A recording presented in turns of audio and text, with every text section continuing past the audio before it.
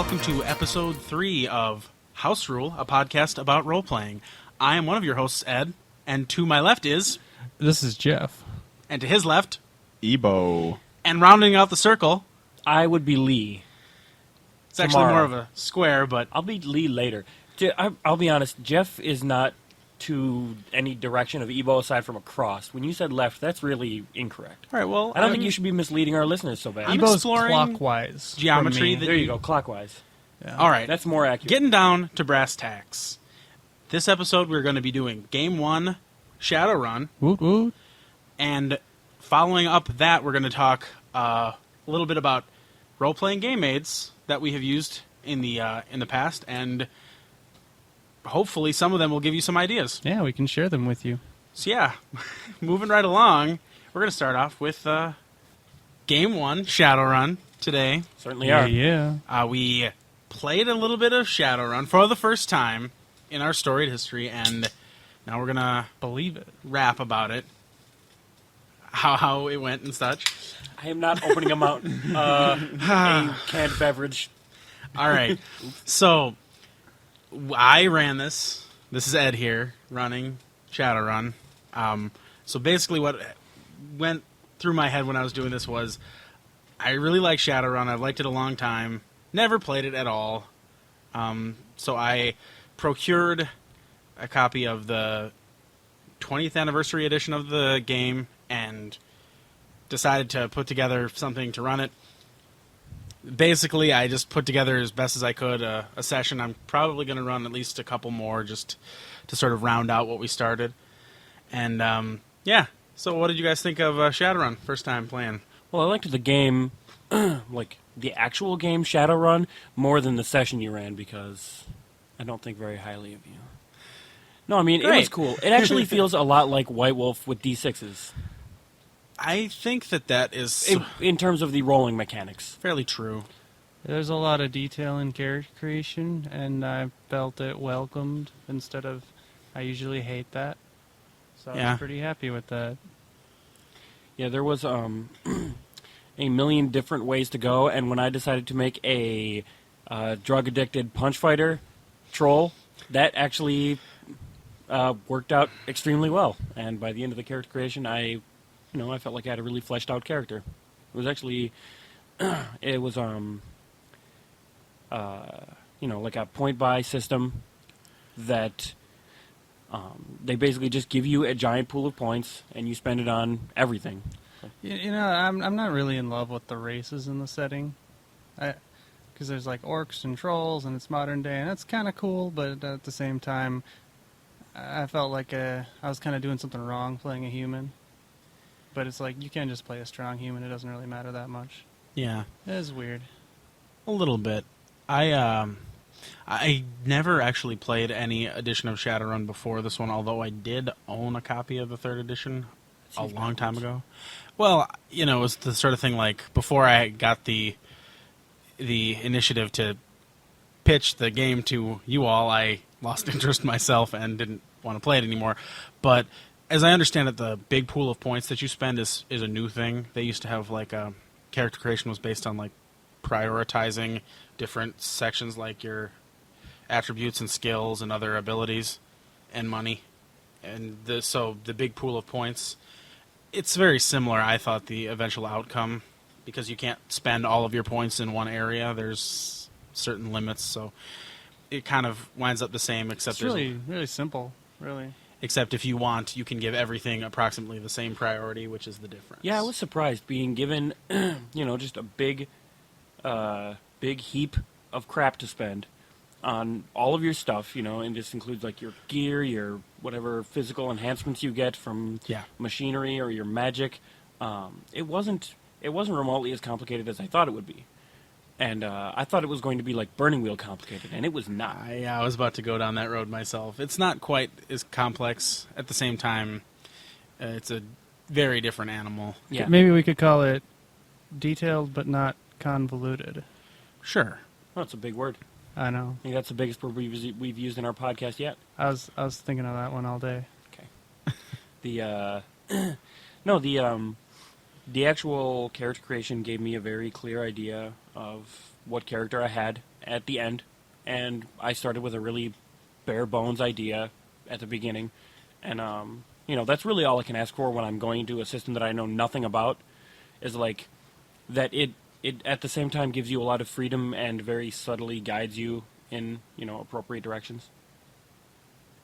Absolutely. I was attracted to it partly because it's a mixture of genres that I really like. We have magic and stuff, and then also cyberpunk, futuristic elements with cybernetics and virtual reality internets. And you're encouraged to play criminals.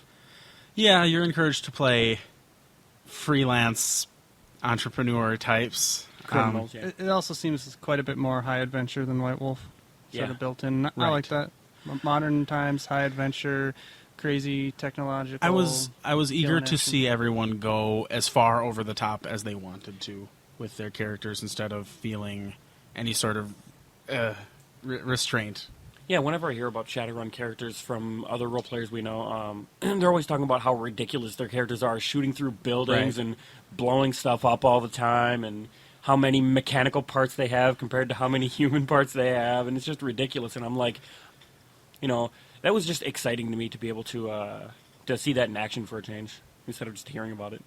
Because everyone we know, aside from us, 4 people and a couple other people, have played tons of Shadowrun, like all the other role players I know. Yeah, it's been around for a long time, which is why I'm excited to now have played it. Yeah, Yeah. and play it a couple more times if you don't drop the ball again.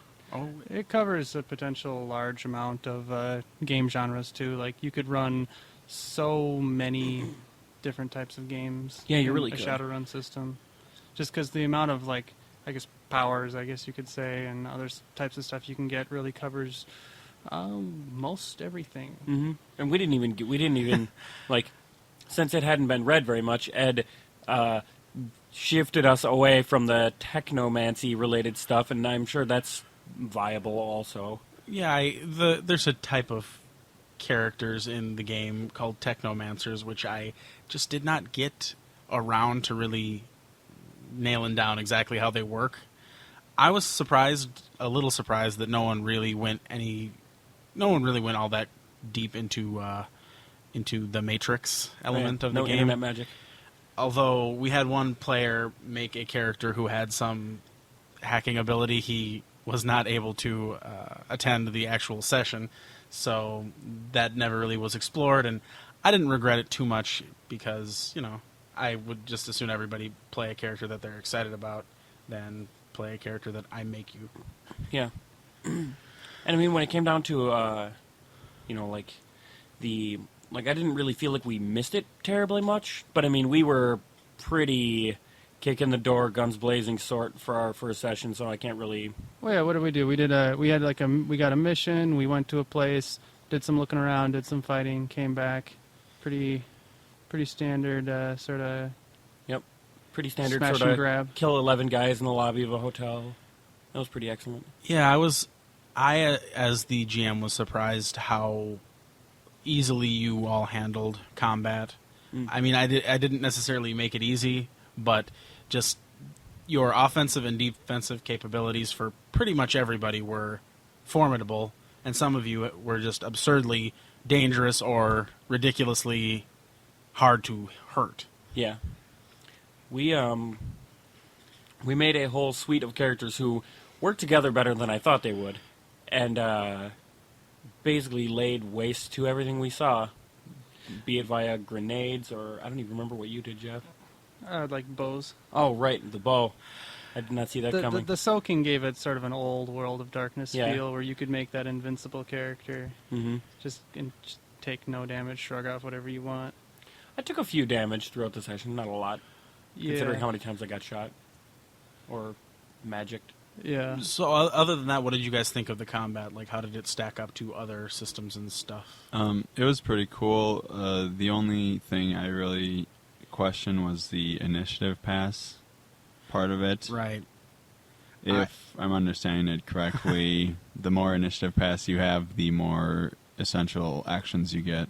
I think that's exactly what it is. Yes. Yeah, I think that's sort of the point of the game with the over the top. Like, if someone wants to make the uber crazy fast character. As far as how that works out in game balance, I have no idea. But I think the only game balance that it seemed to me was that everybody could get it. yeah, there's basically like 4 or 5 different ways into the initiative passes place, and it's like you're bound to get one of them if you want it. I for one am not a fan of that sort of mechanic where you can get more actions than other people by virtue of like just buying them or obtaining them. I wanted to keep it in just because it's part of the game, and I didn't want to gut the game completely before we played any version of it. But that is something that it rarely ever sits well with me. I'd like to note that I did prefer the way they do it compared to the way most games do it. Like in in Old White Wolf, you could split your actions and take like a dozen actions a turn if you had ridiculously high die pools and that sort of thing. But in this, if you have multiple actions, you get a second initiative order in the same round. So it doesn't like one person's many actions doesn't break up the game as much as it does in other systems. okay. Well, in New World of Darkness, I like the single action thing, but at the same time, if you're playing a character who's supposed to be fast, you will never feel fast if you're always taking the same amount of actions as everyone else. It just doesn't make any sense. Yeah. I prefer something where it penalizes you on the spot for the actions you take, like the Old World of Darkness did, except in the situations where you could buy a discipline or a gift that just gave you more actions, which I thought was the big hole in that system. Well, and it's like, as much as not getting hit is cool, the new celerity is kind of dull when you think about it, flavor-wise. Yeah. Yes. And I mean, I think it's cool to have multiple actions, and I prefer the way they did it in this compared to any of the other times that I've played with multiple actions and that sort of thing. Like, it just doesn't feel like it slows down the game as much. I don't think it'll slow down the game as much as a two-weapon fighting flurry of blows. No one really got into it Killathon. in our Shadowrun sessions, so it doesn't seem all that obvious. But there is a measure of both in Shadowrun. You can take multiple actions without breaking it into other passes. Like if you have two guns. Furthermore, there's a way you can take like 4 shots per pass if you're really good with 2 handheld guns. And there are also automatic weapons where you can take a shot at everybody in an area. So I would say that... Does that use the one roll against all of them, or a roll against each of them individually? I don't remember. I I hope it's the better specifically way. avoided using it with your antagonists because I didn't want to slow down the game by making 100 different rolls. Ooh, speaking of slow down the game, here's something I didn't like. As much as I'm talking about all these things that I liked being able to do, they are things that clog down the system. We had this one combat turn that lasted about 10-15 minutes where all it was is all the enemies attacking Lee's character. And they roll to hit him, and then I don't think they roll after that, but Lee rolls to dodge, and then he rolls to soak. Yeah. He was rolling so many dice, and It's he wasn't really being slow about it at all. It It's- just still... I roll pretty fast. It's sort of the reverse of what you would expect from like a lots of rolls system. Instead of the attacker rolling a bunch of times, the defender rolls twice, and it just... The unfortunate thing about that is that in most circumstances it slows down the combat because the GM is going to be rolling those defense rolls more often than anyone else is, probably. Like, each player might have to roll those rolls, once or twice a turn, barring some unusual circumstances. The GM's going to have to roll those for every time he gets attacked, and it does, that, like, putting a lot of rolling on the GM's plate is, it's a real game slowdown. I felt like the battle we did pretty much hit the cap. Like, it was 4 players versus, like, 12 guys or something like that. Right. And any more than that, I don't think the system scales well at all. I don't necessarily think it's scaled all that well up to that point. I thought it was a little clunky after the fact, of course. But I think that I'm kind of concerned to see what will happen when you go up against like a smaller group or even an individual opponent who is really formidable. Like, I feel like it'll just be either he kills as many of you as he has actions, or you drop him in one hit. And as much as that is like gritty and like really kind of, it exudes a good feel, like really intense, but it isn't all that like exciting or interesting. It's just sort of like whoever Well, I mean, a lot of the has time the that's best the way initiative. White Wolf feels to me too. Well, the unbalance is striking. Like, it's the sort of thing you see in a lot of games, like White Wolf, for example, where I can one-shot myself and Right. many other people in the party, and a lot of people have that ability. So Yep. it's like, whatever. Yeah, I'm pretty sure I could actually. I don't know. It would be difficult for me to one-shot myself, but I mean, that character's a bank of hit points and damage-dealing power. Yeah. Which it's not bad. I think for what the game's going for, it does really good. But you're not going to want to go into Shadowrun looking for game balance. No. Not especially. The one thing I did like is, as Jeff mentioned, the variety of various powers in the game, and all like there's magic, there's adept magic, which is completely different. There's And fun. There's like the Matrix style magic. Is there another kind? I don't remember. You can play a character who is a mystic adept, All right, so you they have can do adept it at a powers time. and Soul binding. And then they That's don't. pretty cool. They in a clever move, most of them don't stack with each other because of various. Well, Well, the big things. thing was magic doesn't stack with cybernetics. Yeah. Like, every character has this bank of you either spend/use your magic stat or you spend your essence stat, and then that's sort of like the game balance. Really, it's Yep. like this You- hard limiter. you could play a magical character with cybernetics. Like if you wanted those initiative passes, you could buy wired reflexes, but that would be a mistake. You'd be much wiser spending more points to get the mystic adept quality and take the adept power that gives you additional passes instead. Yeah. Either way, you're kind of harming your own spell casting, but the basic idea is that you should keep yourself 100% pure human or whatever you happen to be if you want to be using magic, or else pure troll magic. Yeah. yeah, you can go either way with it. I mean, I also like that. I like that magic is based on a stat that only magic users have. Yeah. That's actually kind of cool. It makes people kind of tempted to go down the sell your soul to cybernetics way, because if you take magic to get all the stuff that cybernetics would give you, you have to split in another stat. Whereas otherwise, you could just sell your soul and take But on the other cybernetics hand, and have awesome stats. It does give you the opportunity to play a troll with magic, and Sure. it doesn't penalize you for that. I kind of like that. Like, you know, just because you're an orc doesn't mean you can't use magic. I think that's cool. I guess none of us are really. None of the characters really used spell casting magic. Jeff used some adept powers. What did you think of those? Did you think it added a lot to the game? Yeah, it was fun. It was basically, concept-wise, it was a character with cybernetics, except instead of cybernetics, you were mystical. That was really all. It was pretty it fun. It seemed to balance against the other unbalanced sections of the game really relatively well. Yeah, I played a guy with a bow, and I just sort of asked Ed during character creation, hey, can I use, like, a certain amount of my magic to just be able to draw, like, key arrows? And that wasn't in the book. He was like, oh, yeah, sure, this much. It was really easy to just sort of tweak around. And, I mean, it made sense. Like, there's basically something where you could turn your fists into a lethal weapon, and it just seemed fairly equivalent to that, except, you know, instead of concealing your deadly weapon in your hands, you're just sort of carrying a bow with no arrows, and then, surprise, kablang! You would think in the Shadowrun universe that somebody would see it coming. You know, they'd be like, "Why does that guy have a bow? I'm just going to leave. Never mind. Oh, It's yeah. not worth it."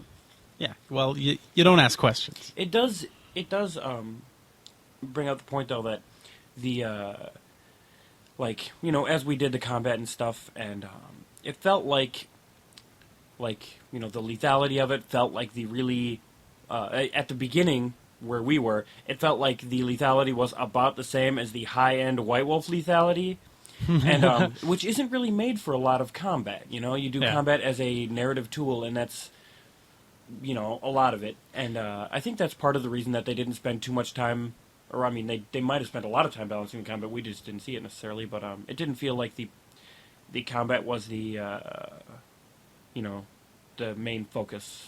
well, yeah, it starts over the top, and I assume ready to go beyond. Yeah. Like, the stuff that you can do in the combat seems more to cater towards a variety of character concepts than to cater towards game balance. And that Yeah, sort I of just thing. realized we're never going to be able to talk about on game one What's that? advancement. I have no idea how the advancement works. No, not a clue. Meh. Something about karma. Yeah, Yeah, karma, they call something it like karma, that? but it's XP. I mean, you get points that you then spend on things. But you get them for like role playing, that sort of thing. Yeah, I mean, it's Sort of Burning Wheel style. you get them for, the basic things like you succeed, you came up with a great plan, you role played successfully. Yeah. That sort of thing. And like you don't need to do combat to advance, so the combat is a mere part of the game instead of where like D&D where it's like the primary focus. So could Evo's character gain karma by blowing up buildings? Is that right? Or blowing up people. Yeah, I mean, judicious application of explosives is a way to advance your character. Lee and I were figuring out that, I don't know if this is actually true or not, but with 3 initiative passes, I could essentially throw 5 grenades, because you can like pull 4 out one for your as a simple action, and you can toss one as a simple action. Ooh, 5 every 3. That sounds like 2nd edition stuff right there. 5, I mean, if you think about it this way, if he had 3 initiative passes, which you do you? I don't remember. You could throw 5 grenades a turn. Assuming, of course, you were carrying 5 grenades, which, of course, Evil's character has a backpack full of grenades on him at all times. I almost ran out. I got halfway done, I think. The grenade thing reminds me of probably my biggest gripe about Shadowrun from the GM standpoint, which is that there are a lot of rules, like a lot of minutia related to the rules that I was really interested in the rules. You're just trying to top convoluted, aren't you? I wanted to, yeah, sure. What does that mean? Minutia, like tiny little itty bitty things. Oh, okay. Okay. If you say so. No, I that's do. what it means. He's Says right. I. So basically, back to my point is that Evo's on my lots side. of little I agree rules with Jeff. for you to learn that, well, like I was completely incapable of handling a grenade scenario. For some reason, that didn't cross my mind that someone was going to be a grenade specialist. So I was completely not just unprepared for that. To be honest, I think a lot of mooks died who should have just barely lived because of my incapacity to handle Let's be those honest, rules. on the next turn, they would have been punched or shot to death regardless. I'm not going to say that any of them stood a chance in a fight against any of you because they were security guards. Oh. But the point is that I did not know all of the rules, and that I made a commitment when running this because, I wasn't super familiar with it. I didn't have all of the things memorized, that I was not going to go back to the book too often during running it, and I had to break that rule a lot more than I thought I was going to, just because it was like I couldn't even imagine how this was supposed to work. Hey, we didn't do any vehicle chases. Weren't there supposed to be really cool car chases or something in Shadowrun? Yeah, I have a van. I Yes, bought a van just, one of you just has- in case we got into a vehicle chase. One of the A characters van, has a huh? sports car, Well, I mean, why would Oh. I not get a van? There we which go. is pretty excellent. I'm like except the A-team over here, except I'm a troll. you are a drug addict and you live in a van. No. That is a stereotype even in the future. I have a van. I live in a home. Okay, whatever. It's a filthy hovel. Yeah, but that's besides the point. a lot of rules that I was interested in trying out that didn't get any play. Vehicle combat and chases was one of them. The Matrix was something that I was interested in. I did a lot of recreational reading leading up to this that had cyberpunk influences, and I was all like, "Oh, virtual reality, hacking things, getting data," I and wonder it's how just that like works for a complete idiot if like you my character. if you guys wanted to get data, you would have to find data that you can punch. I just systems that we could have used, but I'm not going to go near them. I don't think I've ever played a game that had a chase system that I really like. I never feel like I'm in a chase. It's always Spycraft like had a pretty good chase system. it's always like this little rules here and there, and you got to kind of make it up. Like I It's said, like I think GM magic. Back in the day, Spycraft, not Oh. the greatest system in the world, but they had a chase system that was boss. I guess I was They going to did it say, right. I know I've played chases that I was really excited about, but until the last thing you just said, it was like it was pretty much just GM magic / fudging. It wasn't a detailed combat system. It was all just like, this is awesome. Which might just be the best way to do it. Who Yeah. knows? I think that given all things being equal, magic probably solves problems better than anything else. All things aren't equal. I'm not talking about in Shadowrun. You're right, I'm talking minutia's about better than I'm talking about whatever literal stupid magic. word you used. You suck. Just saying. We're on this side of the table, and that's better than your side, obviously. All right. So, anything else anybody wants to say about Shadowrun? I guess I can't. The crappy side of the table doesn't have anything to say. That's true. High five, Ed. All right. So yeah, I guess that wraps it up for Game 1 Shadowrun. We'll see you after the next time we play Shadowrun, probably. Talking about Shadowrun again. No, we're not going to talk Maybe. about Shadowrun. Now. We'll see. Go Shadowrun. Woo! All right, so in this segment we haven't really named, we're going to talk about some various role-playing aids. It's not really a segment if we don't have a name for it, is it? It's just talking about crap. You got some role-playing aids the other day, right? Look, that was because of unprotected role-playing. Okay. That's great. Speaking of role-playing aids, I have dice. Nice. They're all over the entire room. How topical. Yes, topical. They are all over the room. Which reminds me, I stepped on a D4 earlier, and I don't know where it is. So we were talking about initiative methods earlier. It'll come back to hunt you. Tracking methods. I put it under your feet. And again. this is a conversation that I think bears continuing. Which one? Initiative tracking methods. Oh, yeah. Oh yeah, that's Oh, fine. dude. Initiative board. So, That's the best back thing in the day, the world. what we did. I'm gonna go through a timeline here. Back in the day, what no. we did was we rolled initiative every It's going to turn. come up with a D10 plus a number, right? This is where we're No. We're going back to AD&D when Sean ran his things. Yep. And Oh, he did would he roll, do it wrong? He rolled a D. We rolled a D. We rolled our initiative every turn, and then at the top of the turn, just Sean would say, "Okay, who got the highest?" And then we would count down, and then Sean would count Oh down. my god, I completely forgot about rolling initiative every turn. Yeah, it How was long has terrible. that been out of style? To be That's completely still an honest, alternative rule I do in not know everything. if it was the official rules back when we did it. I think it was an alternative rule. I Because we did that for White Wolf and D&D and everything. Yeah, it was bad. It was the slowest way to do initiative, and additionally, Yeah. the most confusing and the hardest to track. Oh no, 3rd edition was the first thing that stopped that for us, wasn't it? Yes, it was. Oh, yeah. In third, well, I think in second edition AD&D, I think that might have been the stock initiative tracking rule, and then the better way, I where don't you know for roll sure. once, was alternative, and I think in third edition they swapped it. Nah, I'm pretty sure that was never in the book. I think that was just something that we did. Well, we made a bad choice. It's probably from listening to. We're gonna bleep that, right? Anyway, we didn't bleep him on the first episode. Well, we're bleeping so- him now. Oh, Okay. Wow. Okay.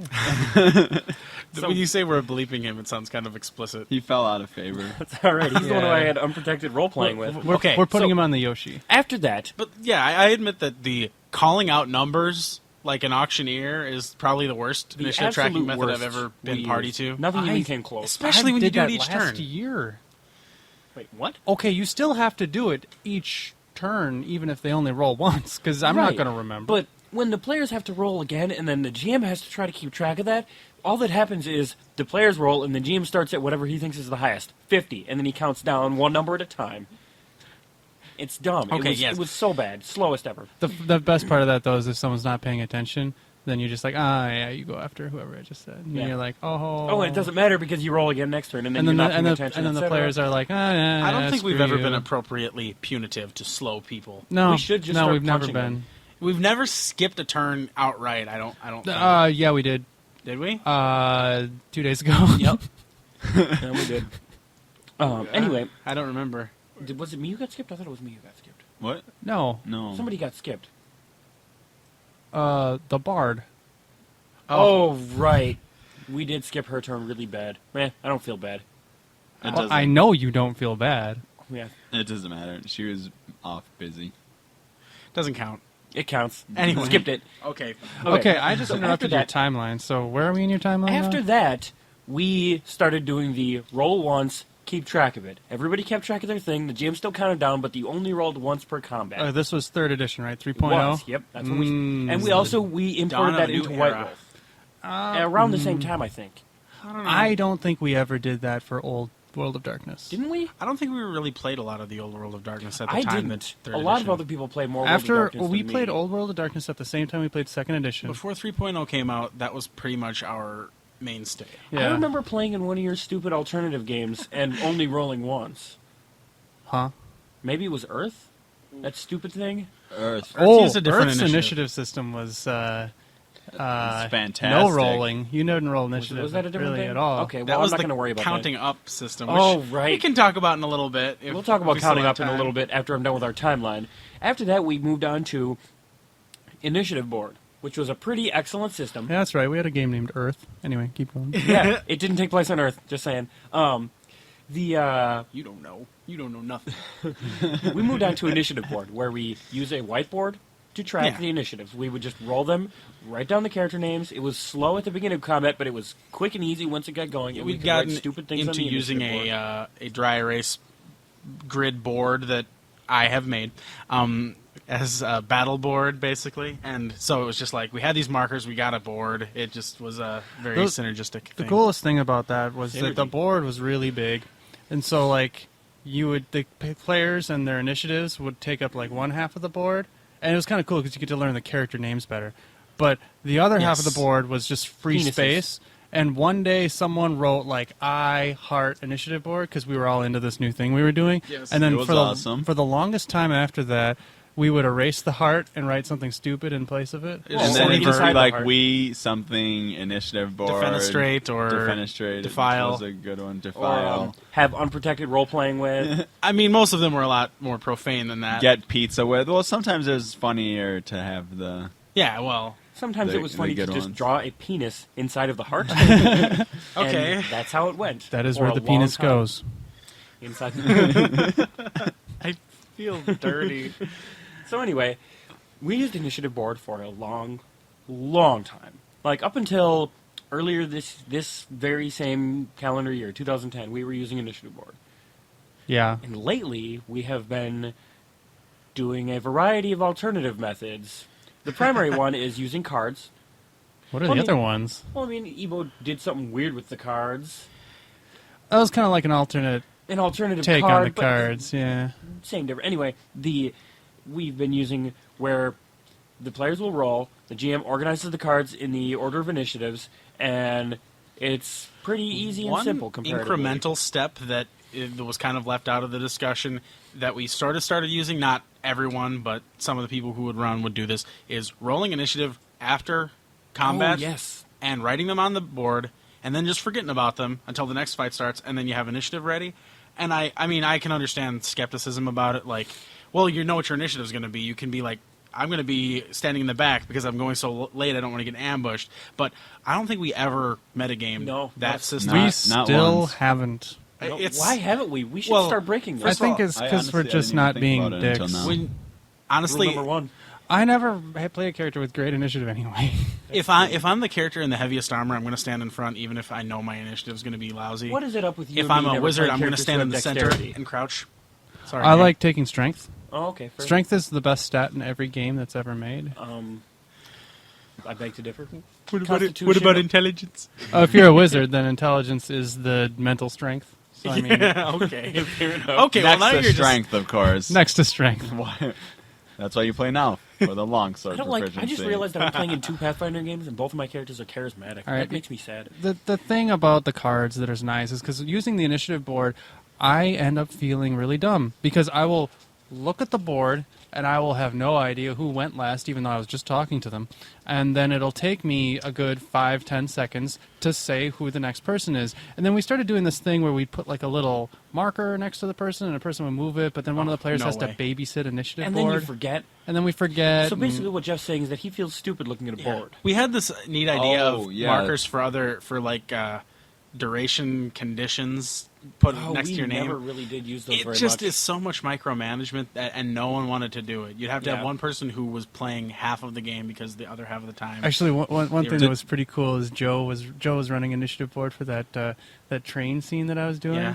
and Joe was like, I got Joe drawn like the little hole for like entering the tunnels and the number next to it, number of turns left. Oh, yeah. He was all getting into that. That was pretty cool. Joe I- gets into things. Yeah. Did we actually talk about the using magnets on the magnetic Oh, we did initiative get a board? magnetic initiative board where we. We've been talking. think We've been a- talking about it, but we haven't really Oh, expressly. like the yeah. dry erase board Said- is magnetic. I mean, I don't think that. What we did was we took we, little- we switched over from Yeah. dry erase This is to another incremental increase that made it better. 8+1. putting dry erase board, which is essentially like Scotch tape or something that dry erase can go on. Putting magnets under this this board and then putting it on our initiative board and just being able to toss them at the board.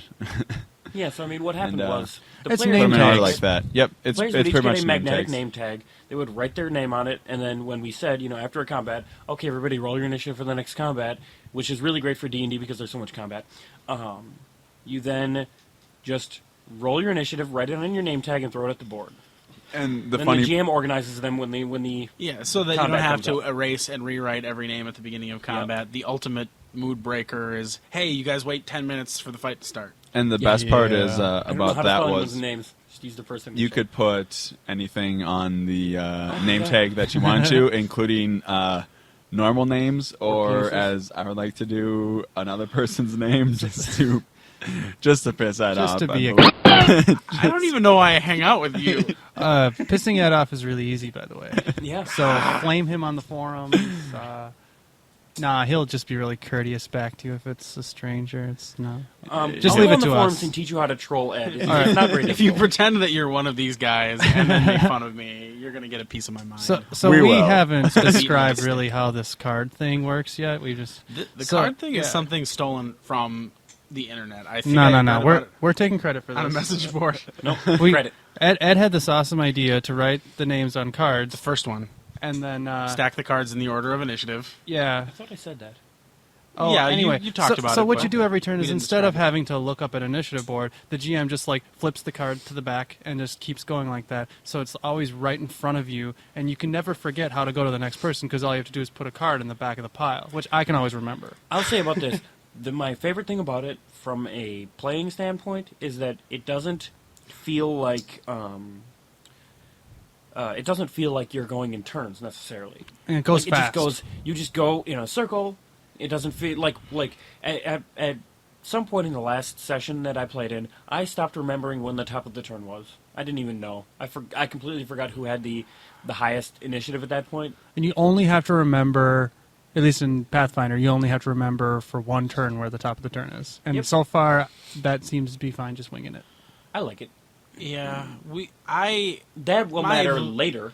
I have this problem when I'm running a game using the cards that I will forget that I have them in my hand, and I'll look over my shoulder to where the board used to be, and I'll be like, and then I turn the cards, and I'm like, who's next? Evo's is better. Evo, like, after his NPC's done, he says, done. And then I will And then wait. he looks at the computer and then looks at us like, what?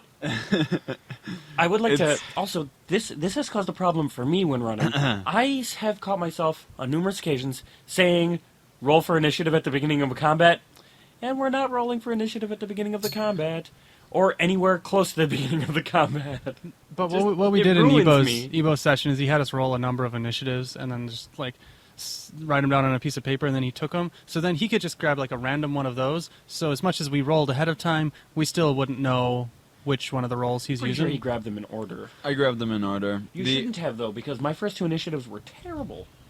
Yeah, I know. What are you doing to me? All of mine We were actually had. No. He rolled a 1, I believe, for both of his initiatives Certainly because did. he went at 2 twice in a row, and I used those. Yeah, no, Awesome. I remember. But the Love going last. actual idea behind it was that instead of saying, "Oh, roll for initiative," I would just have the first person go right away, and just to streamline things more. But I liked it.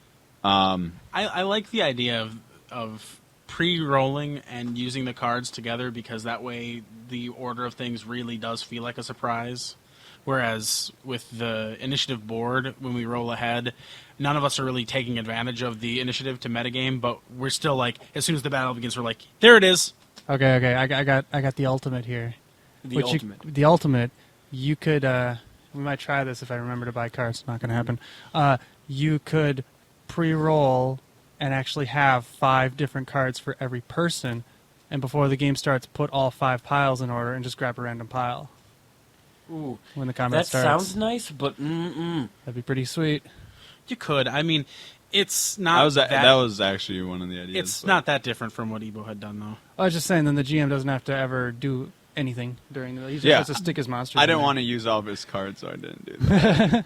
But I wasn't going to do the randomized piles. I was just going to have you guys roll one time ahead, and then I could just do it. so I was while- thinking about this, about things that go for So that last it's for not really multiple the same. turns.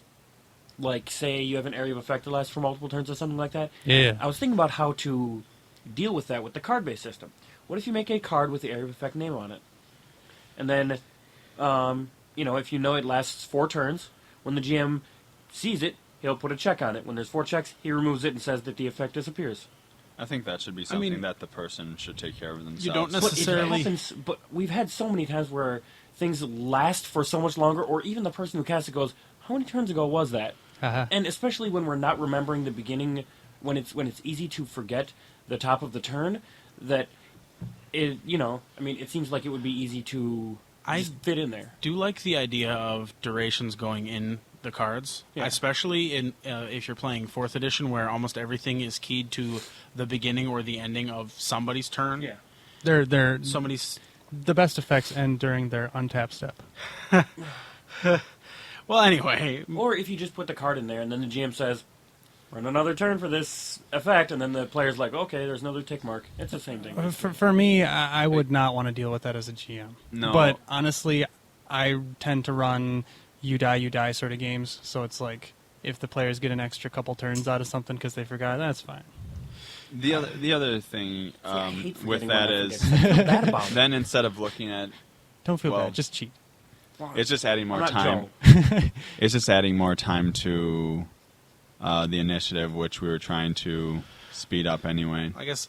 So then the question is, how do you persuade your players to do it instead of being lazy? Like, how do you get them to remember the top of the turn without just saying it? Well, you It's could their have character. They should. They could do have it. something that they kind of like set out on the table. You could use counters. You could just like every beginning of your turn take away a counter or something like that. I don't Right, know. but I mean, like, I don't know. It just seems like the sort of thing that's easy to forget. Oh, yeah. And I will probably end up forgetting it and then feeling bad about it.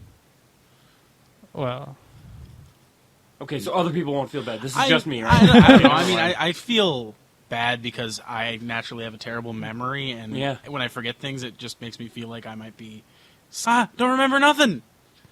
Who am I? So what we're saying here is if we have more role-playing aids, we die less. That's Exactly. that is just exactly how it works. Let's continue.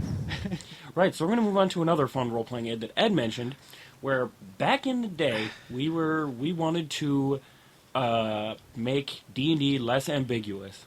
So Ed was like, "I have this brilliant idea." I'm paraphrasing because I don't actually know what happened on your head. So he took a board and he drew myriad 1 centimeter squares on it with rulers and stuff. I'm talking about the original one. The original board was half-inch squares. Half-inch squares. Anyway, it was terrible. It was really hard to count those things when you're moving a 1-inch character. It did not really occur to me that all of these products were probably already starting to exist at that time that all dealt with combat in terms of a 1-inch square grid. So I was like, I like the size of the half-inch squares. I think it'll help us fit more stuff on there. But it was just always like, well, we don't have anything that's a half-inch wide, so we'll use dice. Just count up the squares, like make a 1-inch square out of 4 half-inch squares. And then it was like, I don't know where anything is. So after that, maybe shame. it was less than a year after that Ed made Battleboard 2.0. I think Which I was called just- it Battleboard 2 The Revenge. That's what it was. Anyway, it was just a whiteboard Half as many squares. with half as many squares. A Battleboard fourth tech- as many squares. I don't know. I can't do math. We talked about Battleboard this is many earlier. What's squares. triangulate me? Battleboard technology works thus. You take a piece of foam board. They make foam board in Ghost line. 20 by 30 inches. Yeah, they make this stuff called Ghost Line, which is like it has lines on it that are Faint. fairly visible. Spooky. And then you trace Not that smooth. lines at 1-inch increments using some sort of pen or Sharpie. Every other spooky line for those of you who don't measure. And then you Hey, cover Sharpie. it in strips of clear packaging tape, which is probably the crudest dry erase surface you can use. And then you write whatever you want on that. I said it. All right. And And Lee gets on the Yoshi. if you really want to, damn it. If you really want to, you can do both sides, or you can try to create I see why you were reluctant. a monster that is like a hinged folding board, which was created Yep. without my permission to use my original We broke concept. that thing right away and then never used 3 of them. It's just 5 battle boards now. Yep. And we probably lost 2 of them at least. It doesn't matter. We don't use them anyway. That's true. We've just been using battle tiles and crazy glow-in-the-dark The boards. Battle tiles are definitely superior to battle board, I would say. Battle I Tiles agree. uses battleboard technology, except that using a really sharp serrated kitchen knife, I sawed the foam board into 6 sections, made 2 foam boards worth of them, so I have 12 tiles that are 10 inches by 10 inches, and Taped on both sides. lined and taped on both sides, Like magic. and because I cut them with a kitchen knife, the edges are really ratty, so they're all just taped over, so they sort of fit together. And then you All right, so battle tiles. One of the things I was doing, I loved using Ed's battle tiles. That's train fight I kept talking about. I ran this thing where it was almost every single tile was a train car, and so I kept adding them more on as they kept walking up the top of the train, And then fighting when the train like got really creatures. long, didn't you take one from the end? I don't think so. Like, when the players got near the beginning of the train, near the front, then like this dragon landed on the back and started destroying yes. tracks and stuff, and they had to run back and forth. I liked battle tiles. That was battle tiles are the fun. best battle tiles. Because you can do anything you want with battle tiles. My favorite experience with battle tiles is I did an urban foot chase once or on twice on with the battle tiles, on the Yeah. which was buildings, We rooftops. used so many battle tiles because I during just that. basically during the players' turns I would be crudely drawing out a series of building roofs and then set the next tile out depending on where the chase veered. That one was awesome. Again, that was a chase that was fun, totally geometric. I ran a Thieves Guild game. Yeah. Do you remember this one? We ran through a crowd and then on some buildings. I was playing a midget. I was playing sneak attacking, why can I not great remember axe this at wielding To all? be honest, rogue. I don't remember what you played in it. No, No, was that- you were in Germany when we were running that. I have never been to Germany. Okay. That may have been the game where I was playing. Was this in 3.5? 3 point something. I Yes. think that was the game where I was playing the dancing great axe eventual dervish character who was a racist. I don't. Oh, recall. you played a racist, huh? Weird. Shut up! He just didn't like non-humans. Yeah. No, That's I don't. not the first character I don't I've had think- like that. No, I don't think Or the that was last. it. Shut up! I don't 'Cause remember. I ended up The playing characters I great had- axe wielding rogue. The characters I've had at the end of 3.5 That are was all awesome. a blur to me now.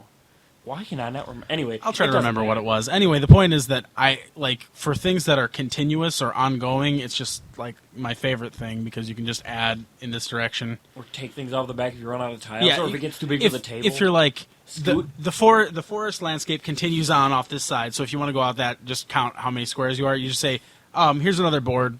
If you need to go more than 50 yeah, I feet, actually did one where I used battle board, but Ed had battle tiles there. People wanted to go off the board, and I'm like, just throw a battle tile in the end if of you it. need to No go more problem. than Exactly. 50 feet off the grid, then you know you can get another tile. And seriously, you generally, for like a tactical melee skirmish, you don't need a whole battle board. Nope. I always feel like a which goon. makes the four battle board by that Oh my thing, God, that it's- was the most unnecessary battle board invention. Especially Sean, I feel so bad for him because he spends so much time putting out these really intricate terrains on an entire battle board, And we use and then we 6 use squares. this tiny little corner. You ever notice how you draw out a room or a chamber or a coliseum and all the fighting takes place right next to the door? Yeah, I hate that. Because if one monster goes before the players, then they charge you. You start fighting, And in D&D, the monsters, bang, in door. D&D 4 at least, the monsters always go first. Yeah. Anyway, Unless you have a suicidal rogue who wants And to charge out there, and the- then the monsters swarm that guy. the I next like that rogue. wave in battleboard technology is actually present in the room, and I keep whacking my wrist on it, and it hurts really bad. And it makes He a lot of keeps noise. whacking that it. loud sound you hear is Yeah, if you ever hear one of those, that's the sound of me hurting myself really badly on this board. I hope that sound is so loud that you have to take it out. We're gonna say that Ed is hardcore. I'm pretty grizzled. Yeah.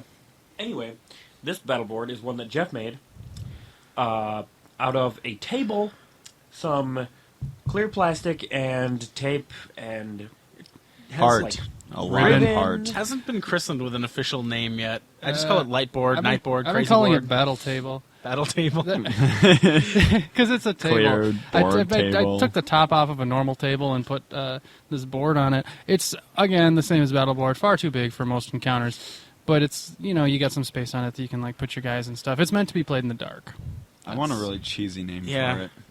We have There's pictures some- of it yeah. on the blog. You There will really probably kinda be need more to going see- up eventually. Yep, I took a couple more. The There. pictures I will to try get to the put those up experience. When it's in action, it looks a pretty lot soon. like Tron. They should be up by you the had time some, this you had up. some pretty good ones. Yep. It's basically blacklight induced neon colors, and there's some advances being made. We're getting craftier with painting figurines. Oh, with crafty! glow-in-the-dark I get it. paint. It's like smart and also with the crafts. I Very took a nice. picture of some of the crafts that we have done Oh yeah, we recently started too. like Yeah. painting the figurines and The- stuff with it's- neon paint. It's very pointed in its use, because Yeah, it's supposed the to be edges are really sharp. They are. It's supposed to be like a dark, So a are the game sides. Underdark, so it's in the dark. There are a lot of features that it lacks that like a normal battle board. Like you can't just draw anything you want on it because it's. Have you know. tried? I haven't, but I don't think dry erase markers would really show up all that well. Probably not. I forget those neon ones. They might be awesome. Maybe. They might be. But But then why there's- would you do that when you have the sand? Yeah. I think you could run a game that doesn't take advantage of all of its electronic capacities. Well, honestly, if you had a way to just sort of like put down like where the land is and where the walls are, Yeah. The other thing is the sand is very analog, which is perfect for what I'm doing. But if you wanted to like put in a nice house, it might take you a while to set it up.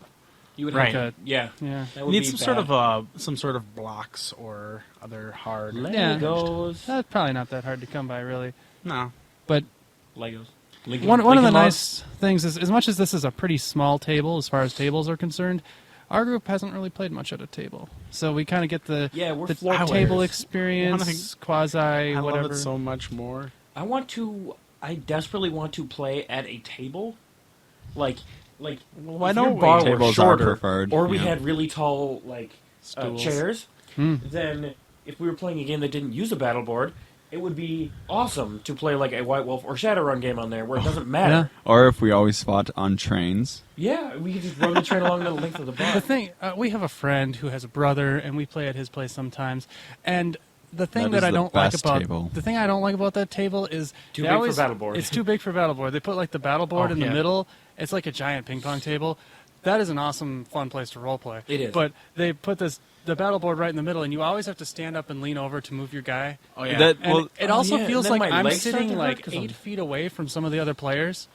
And on the other hand, That one is a little too big, but I actually prefer to stand. Since I'm I such a I shouter- end up standing most of the time at that thing just because I hate sitting for long periods of time. I know what you mean. Since I'm such a shouter, that whole setup works really well for me, and I can see how it works really well for him too, because I don't think I've ever seen anyone at that house who wasn't automatically shouting, except like you or Ebo. Everyone shouts. That's how they roll. So it's no problem. Yeah. But It's not good for Battleborn Anyway, because Battleborn yeah, takes up a I very get small it. portion of the table, and you have to reach a long way. Then my legs start to Could be make standing a so much. bigger square battle board. Also, my legs don't fit underneath it. I would really like to cover that whole table in Battleboard one day. just go in there and do it without their consent. Hopefully they never play ping pong again. Well, I mean, you could leave the ping pong lines on underneath the battle board grid lines. They don't Yeah. play that. They don't have the capacity to play ping pong, nor do they have the interest. Well, anyway, I don't think I would consider the battle table to be kind of like not like the next step, but something that's sort of an aside because it's so pointed Yeah. in its use. Like I think we still have the next step after battle tiles is something else. I've been working on it, but it's not really coming together the way I wanted it to. If you have any ideas on 3D, I haven't figured anything out yet. I had one idea that involved dowels and More stuff, but Battleborn. that was a little We too do much not- for me. We should not be trusted with dowels. No, we've already seen what Dowels happens. and Forbidden clips. technology. Welts across my back. I just like the sound that make the swoosh in the air. Like I don't hit people with them. No, Ed does. That's Well. the danger. That was Ebo. He's I'm a mad dog. So yeah, did we have any other role-playing aids of note? Not of note. I mean, there might be some other minor ones. We can always talk about those another time. Well, The, there was a We, battle- we don't have any other full-blown role-playing One aids. you just been one trying battle to board squeeze that one in there. accessory that was fairly popular That that was a good one. no one has yet brought back for this generation was the monster tiles that I think Lee Oh, yeah. spearheaded. Oh, yeah. Which were basically fun. using battleboard technology, patented. Basically make little tiles in the size of common monster sizes, so that you can then just write on it what it is. Since we Yeah, don't and then have you can minis use for those every for your monster. character if your character's large, and you can just draw a penis. Yeah. Yeah, Large penis with your I initials. love hanging out with my friends. But, no, I should make some more of those, but they're just such a pain in the butt to make. And also, they get lost right away because Joe and Sean do not care what they do with them, and I'm sure Jeff doesn't either. And eventually someone throws them like throwing stars. Joe. And they go behind, whatever. I still Damn have quite Joe. a few of them at my house, but we just don't bring them out very much because we're starting to get a bigger library of minis that can serve more functions. Yeah, we had those back in the day of large long. Oh, those were dumb. Yeah. Pretty fun to see a dragon as a gigantic rectangle, though. Yeah, and then you draw a like dragon a on it. semi-truck. Then you draw like a head on one side and a tail on the other, and someone's like, "Oh, I'm gonna sneak up from behind it." No, it's all the head. Sorry, buddy. It's all head. No big deal. We also used paper, like for the aware. Oh yeah, tour. like tearing pieces of paper into the appropriate sizes of monsters. Well, that isn't really an aid. That's more of an improvised.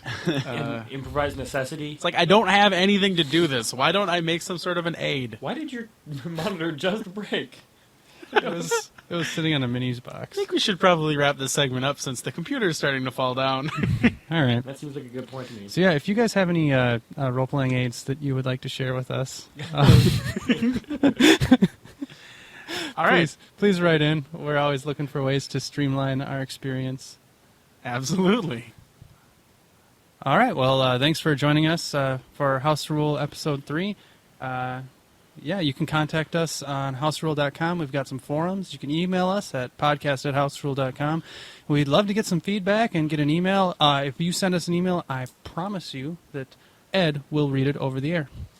Yeah, Guaranteed. we have information about the the music that we used in the show. You can find all of that on our blog in a very handy place, right on the front. And is there anything else we need to say? We're on all sorts of websites. Yep, we're all over the place now. Yeah. Definitely listen again in 1 week. Yeah, we'd love some feedback. I'll See you next Friday. catch you.